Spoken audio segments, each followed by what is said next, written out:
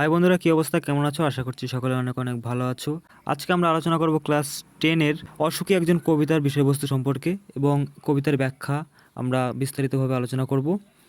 তার আগে তোমাদের সাথে আমি অসুখী একজন কবিতার যে মূল লেখক পাবলো নেরুদা তার সম্পর্কে কিছু জেনে নিই।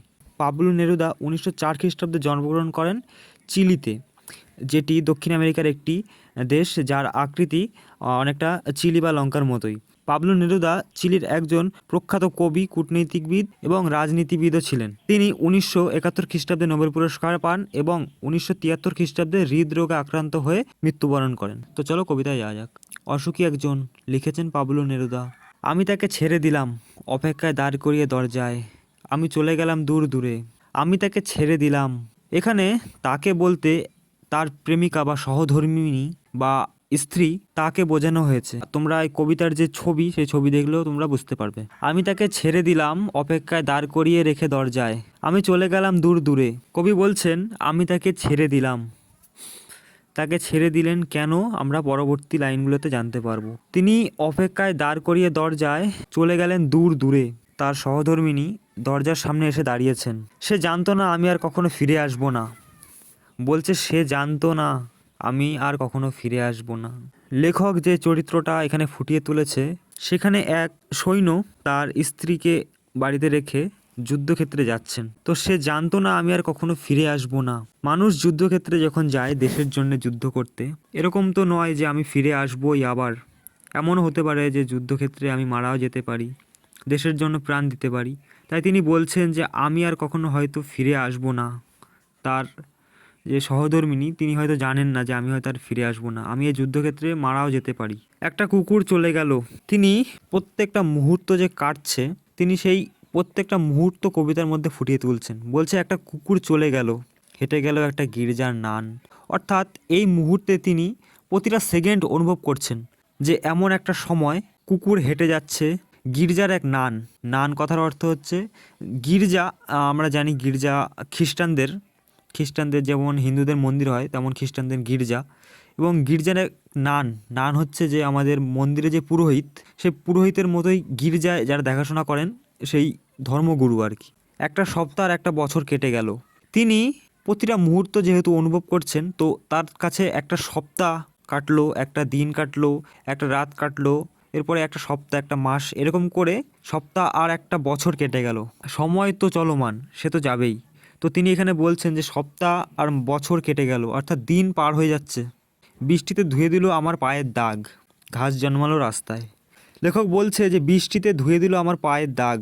আমি যে রাস্তা দিয়ে গেছি, সেই রাস্তায় যে পায়ের দাগ বসেছিল আমি আসার পরে, সেই দাগ বৃষ্টিতে ধুয়ে দিল এবং ঘাস জন্মালো রাস্তায়। বৃষ্টি হওয়ার পর সেই জায়গাতে ঘাস জন্মেছে।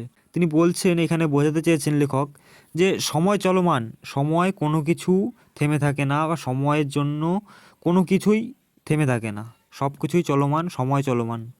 এবং সেটাই এখানে বোঝাতে চেয়েছেন যে বৃষ্টিতে ধুয়ে দিল আমার পায়ের দাগ। যে রাস্তা দিয়ে একদিন আমি হেঁটে গেছি, সেই রাস্তায় আমার পায়ের দাগ বসেছিল, কিন্তু সেটা চিরস্থায়ী নয়, সেটি তার পরিবর্তন হবেই এবং সেখানে চেঞ্জ হবে অনেক কিছুই, সেখানে ঘাস জন্মেছে, এটাই তিনি বোঝাতে চেয়েছেন। আর একটার পর একটা পাথরের মতো, পরপর পাথরের মতো বছরগুলো নেমে এলো আমার মাথার ওপর। এইবার তিনি তার এখন ক্লান্তি ভাব বা একঘেয়েমি ভাব চলে এসেছে। তিনি বলছেন যে আর একটার পর একটা পাথরের মতো, পাথরের মতো বোঝানোর কারণ পাথর যেহেতু কঠিন জিনিস, তো তিনি তার বছরগুলো পাথরের সঙ্গে তুলনা করেছেন। তিনি বোঝাতে চেয়েছেন যে একটা সময় ছিল কতটাই আনন্দদায়ক, বাড়িতে তিনি ছিলেন, এখন তিনি যুদ্ধে এসেছেন, তার বছরগুলো, দিনগুলো, সপ্তাহগুলো তার কাছে পাথরের মতো বা কঠিন। পৃথিবীর সবচেয়ে কঠিন যে পদার্থগুলো, তার মধ্যে পাথর অন্যতম। তো তিনি এই কঠিন পাথর বলে এখানে কঠিন যে সময়, সেই সময়টা বোঝাতে চেয়েছেন। এরপর যুদ্ধ এলো। বলছে যে এরপর যুদ্ধ এলো রক্তের এক আগ্নেয় পাহাড়ের মতো, শিশু আর বাড়িরা খুন হলো, সেই মেয়েটির মৃত্যু হলো না। বলছেন এরপর যুদ্ধ এলো রক্তের এক আগ্নেয় পাহাড়ের মতো। আগ্নেয় পাহাড়, আগ্নেয়গিরি আমরা সকলেই জানি, লাভা, পাহাড় থেকে যে লাভা বেরিয়ে আসে তার রং অনেকটা লাল রঙের হয়। তো সেই লাভার মতো রক্ত, যুদ্ধক্ষেত্রে যারা প্রাণ দিচ্ছেন বা মারা যাচ্ছেন, যা হচ্ছে, তো রক্তে পুরো লাল, অনেকটা তিনি সেই আগ্নেয়গিরির সেই পাহাড়ের সঙ্গে তুলনা করেছেন। শিশু আর বাড়িরা খুন হলো। শিশুরা খুন হলো। এখানে কবি শিশুদের নাম উল্লেখ করেছেন, কারণ শিশু হচ্ছে আমাদের ভবিষ্যৎ প্রজন্মের একটা মাধ্যম, মানে ভবিষ্যৎ প্রজন্ম তো শিশুদের কাছেই রয়েছে আর কি। তো এর আগেও আমরা অসুখী একজন কবিতা বাদে আমাদের আয়ারও বেঁধে বেঁধে থাকে কবিতায় আমরা দেখেছি যে শিশুদের সব ছড়ানো রয়েছে কাছে দূরে সেই যুদ্ধস্থানে। তো সমস্ত জায়গায় শিশুদের তুলনা করা হয় এক ভবিষ্যৎ প্রজন্মের সঙ্গে, এবং সেটা যে অনুভূতি বা যেই ফিলিংস সেটা তিনি আরও সুন্দরভাবে ফুটিয়ে তুলেছেন এই শিশু শব্দটি ব্যবহার করে। এবং বাড়িরা খুন হলো, যুদ্ধ হওয়ার কারণে যে ঘর বাড়ি ছিল সেগুলি ভাঙচুর হলো, সেই মেয়েটির মৃত্যু হলো না, সেই মেয়েটিকে তার সহধর্মিণী যে বাড়িতে রয়েছে তার মৃত্যু হলো না, সে বাড়িতে রয়েছে এখনও। সে যে অপেক্ষা করবে তার ভালোবাসার যে মানুষের জন্য, সেটা আমরা শেষে গিয়ে দেখতে পারবো। সমস্ত সমতল ধরে গেল আগুন, শান্ত হলুদ দেবতারা যারা 1000 বছর ধরে ডুবেছিল ধ্যানে। এবারটি কবি আগুন যে সমতলে ধেয়ে গেছে সেটা তিনি এখানে বোঝাতে চেয়েছেন, যে যুদ্ধে এতটাই আগুন সমতলে যে যে ভূমি সেই ভূমি পুরো ছেয়ে গেছে। শান্ত হলুদ দেবতারা, এখানে সমতল ব্যবহার করার কারণ আমরা সকলেই জানি যে সমতলে মানুষ সব থেকে বেশি বসবাস করেন এবং একটি উপযোগী পরিবেশ আর কি মানুষের জনবসতি করার জন্য। তো সমতলটা এখানে সেই কারণেই ব্যবহার করা হয়েছে। এবং শান্ত হলুদ দেবতারা, শান্ত কথার অর্থ হচ্ছে চুপ থাকা, এবং দেবতারা হলুদ কথার অর্থ এখানে ব্যবহার করা হয়েছে কারণ হলুদ হচ্ছে যে তুমি কোনো একটা বই কিনলে সেটিকে যদি তুমি 5 বছর রাখো, তো সেই বই যে সাদা পৃষ্ঠা সেটা এক সময় গিয়ে হলদেটে ভাব বা চলে আসবে। হলুদ হচ্ছে পুরাতনের প্রতীক আর কি। তোমার বাড়িতে পুরনো দলিল থাকলে তুমি দেখতে পারবে যে সেই পেজের ভিতরে একটা হলদেটে ভাব চলে এসেছে। তো এখানে হলুদ হচ্ছে পুরাতনের প্রতীক, যারা 1000 বছর ধরে ডুবেছিল ধ্যানে, অর্থাৎ হাজার হাজার বছরের পুরাতন দেবতার মূর্তি। এখানে যেহেতু হাজার হাজার বছর সে কারণে এখানে হলদেটে ভাব পুরাতনের প্রতীক হলদে কালারটা ব্যবহার করা হয়েছে। হাজার হাজার বছর ধরে ডুবেছিল ধ্যানে কারা? শান্ত হলুদ দেবতারা। উল্টে পড়ল মন্দির থেকে টুকরো টুকরো হয়ে, তারা আর স্বপ্ন দেখতে পারল না। বলছে যুদ্ধের কারণে মন্দির বা যা ছিল এখানে গির্জা মন্দির সমস্ত কিছু ভেঙে ভেঙে গেছে, এবং তার ভিতরে থাকা হাজার হাজার বছর ধরে ধ্যানে ডুবে থাকা যে দেবতারা ছিল তাদের মূর্তি ভেঙে টুকরো টুকরো হয়ে পড়ল মন্দির থেকে। তারা আর স্বপ্ন দেখতে পারল না, অর্থাৎ তাদের স্বপ্ন দেখা পুরোটাই ভঙ্গ হয়েছে, যেহেতু তাদের টুকরো টুকরো করে ফেলা হয়েছে যুদ্ধের কারণে। হয়তো বোমা নিক্ষেপ বা কোনো কারণে সেই মন্দিরে আঘাত এসেছে এবং সেখান থেকেই টুকরো টুকরো হয়ে চূর্ণ বিচূর্ণ হয়ে যাওয়া ভগবানের মূর্তির কথা বলা হয়েছে। সেই মিষ্টি বাড়ি, সেই মিষ্টি বারান্দা। এবারটি তিনি তার যে জীবনে কাটানো তার অতীত, তিনি একটু ফ্ল্যাশব্যাকে চলে গেলেন তার জীবনে বাড়িতে থাকা অবস্থায় তিনি যেখানে যেখানে ছিলেন এবং সেগুলোর কথা তিনি মনে করছেন এবং সেগুলি আমাদের মাঝে তুলে ধরছেন। তো কি বলছেন চলো দেখে আসি। সেই মিষ্টি বাড়ি, সেই বারান্দা, এবারটি তিনি তার বাড়িতে থাকা তার সেই নিজের বাড়ির কথা বলছেন এবং তার সেই বাড়ির বারান্দা, সেখানে আমি ঝুলন্ত বিছানায় ঘুমিয়েছিলাম। ঝুলন্ত বিছানা হচ্ছে গিয়ে ঝুলন্ত দোলনা আর কি। গোলাপি গাছ ছড়ানো করতলের মতো পাতা,